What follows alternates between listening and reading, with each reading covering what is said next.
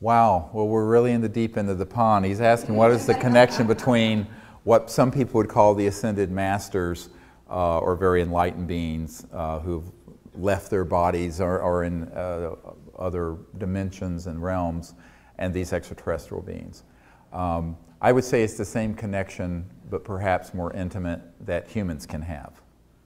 Now, the difference is, if you are an interstellar civilization, if you guys could be quiet out there, thanks.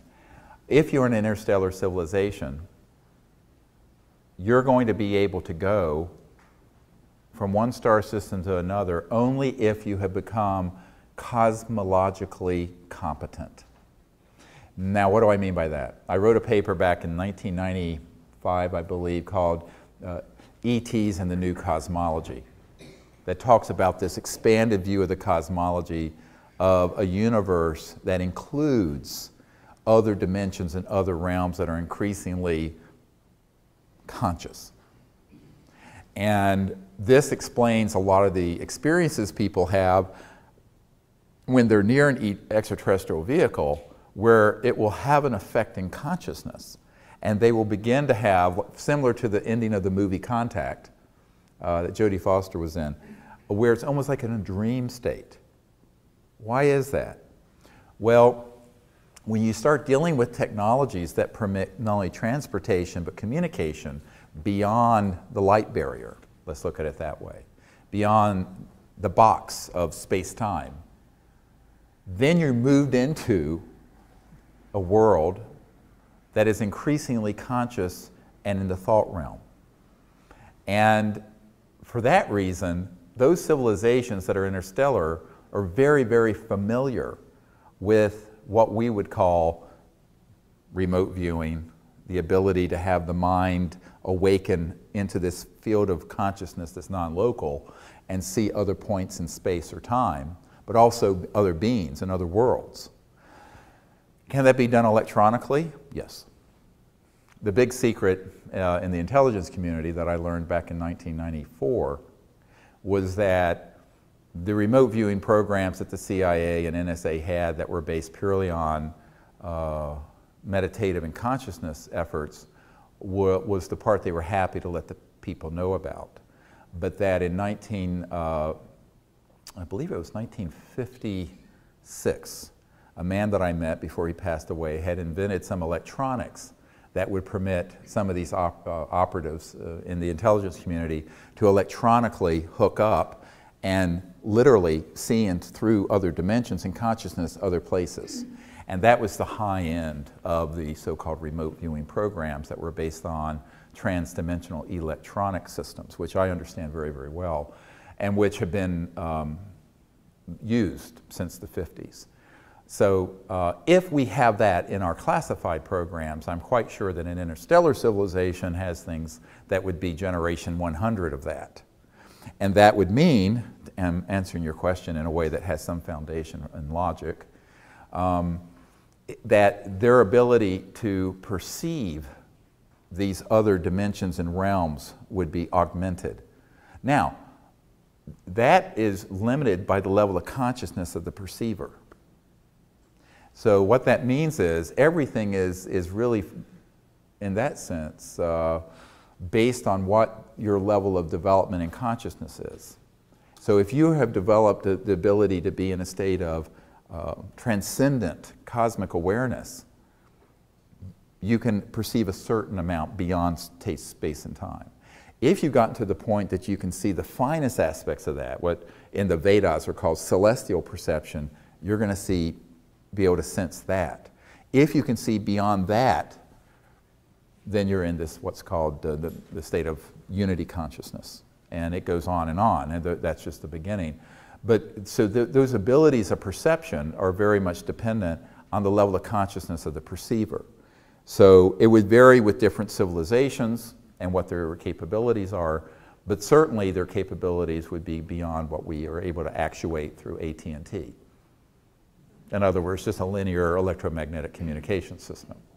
And you know, years ago when I was had this meeting with the CIA director and his wife, which they subsequently denied, but luckily I have the documents I have sitting right here that can prove it happened.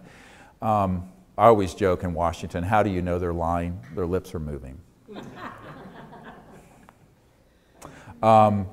So, more truth to that than people want to realize. But at any rate, the wife of the CIA director was a scientist and was the chief operating officer of the National Academy of Sciences, and she asked me over dinner, we were there, it was a 3-hour meeting almost, my wife was with me and can verify this, and she asked, not that question, but she asked, how are these civilizations communicating across the vastness of interstellar space? And I thought, oh God, do I tell her the truth and lose all credibility? Or do I tell her something that sounds scientific, but that I know is rubbish? And I decided then that I don't care how high the person's status in society was, if they asked the question, they deserve an honest answer. So I explained to her that, and I think this is something people really need to understand about these technologies. A great launching point from these sort of technologies that can bring us to the next level of our civilization to eliminate poverty, pollution, et cetera, and so on, and the geopolitical morass of oil politics. But when you start dealing with these sciences on a more profound level, you break into these trans-dimensional physics that deal with communication systems. And I explained that, look at our galaxy, the Milky Way, is only one of billions of galaxies. It's a very average spiral galaxy. The Andromeda galaxy is 2.5 million light years away, which is the distance of a beam of light going 186,000 miles per second, would travel for 2.5 million years. But let's take our own galaxy as 100,000 light years across. So that's the distance, a beam of light going 186,000 miles every second. Every second is 186,000 miles for 100,000 years. Okay, but that's just our own galaxy. So let's say that there's a star system 1,000 light years away, which is only 1% of the distance from where we are, because we're on one of the outer spiral arms of the galaxy. 1%, 1,000 light years. Using your cell phone or a radio wave, anything at the speed of light, it would take 1,000 years to get a signal there to that home planet, and 1,000 years to get an answer back. It's the time since the birth of Christ to say, hello, how are you? Fine, thank you very much. So what I explained to the CIA director and his wife is that speed of light's just too slow. So the communication, as well as transportation systems that allow for them to be here, are something that are beyond linearity, that cross over into non-locality. What Einstein called the spooky phenomenon, where two things materialize and can appear at two different places instantly, and that kind of thing. So this non-locality in physics, when it's put into a reproducible electromagnetic system, can then cross through these dimensions so that the star system 1,000 light years from us and Earth can be, get it, in resonance. There's no distance. Linearity is gone. That line between here and there is gone. And you're going not through a wormhole, but you're actually going through these dimensions that are folded within time and space, where the speed of light, time, mass, and those things do not factor into the equations. Does that make sense? And therefore, one of the things that I discovered years ago, Dr. Robert Woods, who's one of our Disclosure Project witnesses who had worked with McDonnell Douglas, that was then bought by Boeing, he was very interested in an assessment I did in 1991, back in my misspent youth, so when I was in my 30s. And in this paper, which was called the Comprehensive Assessment of the UFO ETI, Extraterrestrial Intelligence Subject. It was sort of a white paper, and it's in my first book that you can get on the internet at our store. And in that, I described TAC technology-assisted consciousness, and CAT, consciousness-assisted technologies. So that you can have a technology, as I was saying, that assists consciousness and thought. For example, that was what that 1956 invention that this genius that I had met had invented that ended up getting bought out by a front company for the CIA can do. Or you can have your consciousness assist the technology, say for communication. So it goes both ways. So it's the interface between thought stuff, say a thoughtron instead of an electron, and this dimension. But it's very, very sophisticated technologies. And that's what these civilizations are using for communication. But that also means that they're traversing into these other dimensions that some would call, that you might experience when you have a near-death experience, or when you have a lucid. How many people have had a lucid flying dream where you're flying? Almost everyone. Well, you know, actually what's happening in those lucid flying dreams, and particularly if it crosses over into a precognitive dream, you're actually in that aspect of yourself that is conscious, and the so-called body of light is actually no longer restricted by the confines of the body and space-time, and therefore you can actually traverse these kind of worlds of light and see what's going to happen tomorrow. But imagine being able to do that on a reproducible basis with electronic assist, all right? And your whole then spacecraft does the whole thing because it transitions out of linear space-time. So that would mean that the ability to explore those other dimensions would be greatly augmented. It doesn't mean that it's more than we can experience, because people have experienced near-death experiences and other dimensions and what have you, either in meditation or near-death experiences or just spontaneously. And it's sort of an awakening that happens in consciousness. But it also means that if you're an interstellar civilization, you're going to have a means to assist with that and augment that and facilitate it on a reproducible basis. But again, even for them, the perceptual capabilities are limited by the level of consciousness of the perceiver, because you get into finer and finer and finer and finer and finer dimensions.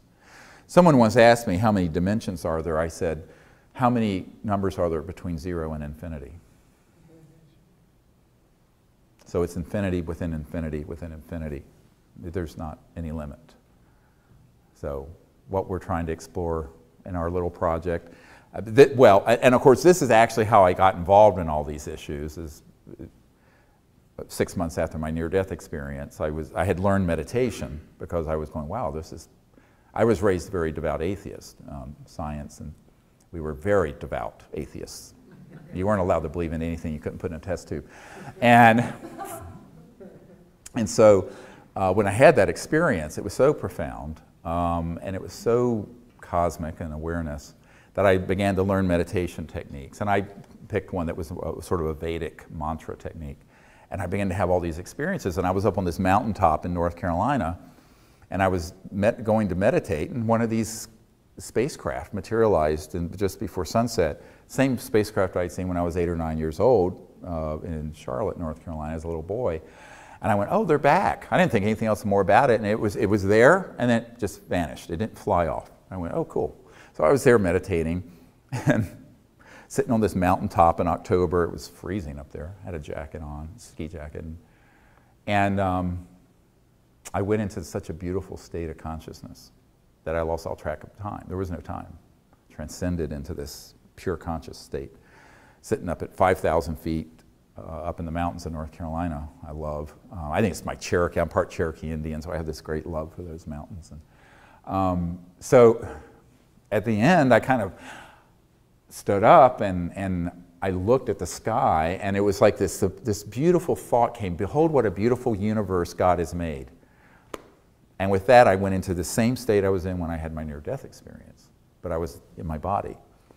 And then there was this little E.T. beside me that touched me on my right shoulder, and all my hair stood on end. Now, that's when I had some hair, or more hair, and it was longer. I mean, this is 1974. So it was a wonderful experience, but that was I didn't understand the physics of what had happened in terms of the contact that ensued and followed, but now I do. And I think that it's an amazing science that unfortunately, we're just beginning to emerge out of sort of a Newtonian fossil fuel, trying to come out of that. But there's so much more progress that's been made in classified scientific programs. Now, you can imagine hearing a little bit of this, why these folks at the CIA call some of these technologies WSFM, weird science and frickin' magic, and why the parent group operating on the NRO document, that's the first document in the Obama briefing, is from the National Reconnaissance Office, which runs all the super secret spy satellites. And you'll see it says MAJIC, magic, is one of the compartmented operations. Cosmic Ops, Magic Ops, boom. That's an authentic document.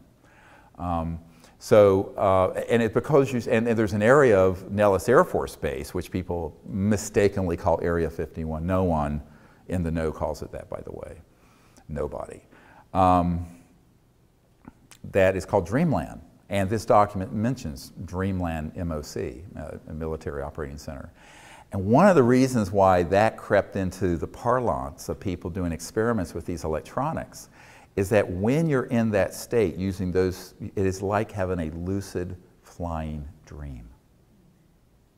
That's where Dreamland came from.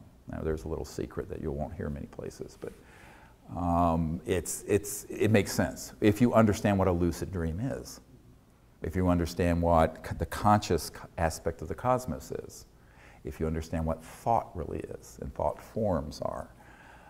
It all begins to make sense. And so when McDonnell Douglas, old man McDonald of McDonnell Douglas, asked, I'm getting to another point here, asked Dr. Wood to go and look at this subject. He started finding cases, and he found a number of cases where people had contact events with objects, and this is way back in the 60s when this was happening more often because there weren't the weapon systems we have now targeting extraterrestrial vehicles. People would have these experiences, and in broad daylight sometimes. There was one case that he looked into, I think it was in the Baja California, where a craft had landed, there were these beings outside of it. They had a little, they were very much in this dimension, and they had a little black, sort of like a communication thing, that would directly communicate with thought instead of with words. But not just like, oh, I'm going to guess an intuitive telepathic, the amazing Kreskin nonsense. But I mean, zap, just like, but it was clearly into the oral cortex coming from these electronics. And Dr. Wood, who's an aerospace engineering guy, Cornell guy, reported this back, and there was a reason why a lot of the early McDonnell Douglas secret stuff, the Phantom Works, and they had a lot of his planes named after these sort of concepts. I forget the names of them, some of them. It's all very historic, you can look it up. But that goes back to the 60s. And here we are 50 years later,